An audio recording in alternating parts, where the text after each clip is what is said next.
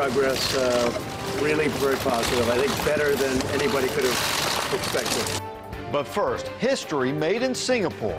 The historic meeting is over. Both President Trump and North Korean leader Kim Jong-un are returning to their home countries. The two leaders sounded optimistic that their high-stakes summit would prove fruitful. CBS's Kylie Atwood is there with details.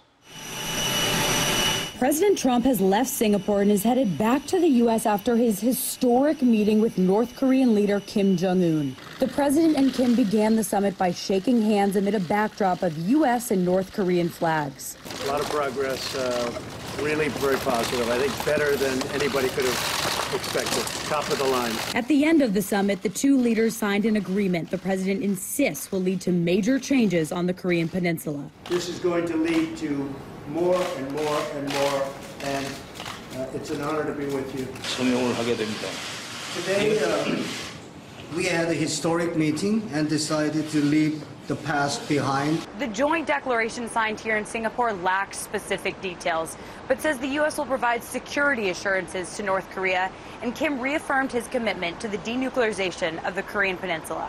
The sanctions will come off when we are sure that the nukes are no longer a factor. During a news conference at the end of the summit, the president spoke of conditions for lifting sanctions. He also promised the U.S. will no longer have joint military exercises with South Korea, a major issue for North Korea leading up to the summit. Under the circumstances that we're negotiating a very comprehensive, complete deal, I think it's inappropriate to be having war games. President Trump avoided criticizing the North Korean dictator's human rights record.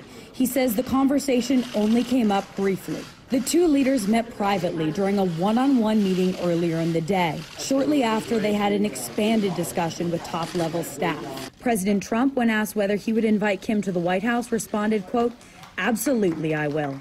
Kylie Atwood, CBS News, Singapore. And President Trump says that the U.S. and North Korea have committed to holding follow-up negotiations led by Secretary of State Mike Pompeo to implement the outcomes of the summit.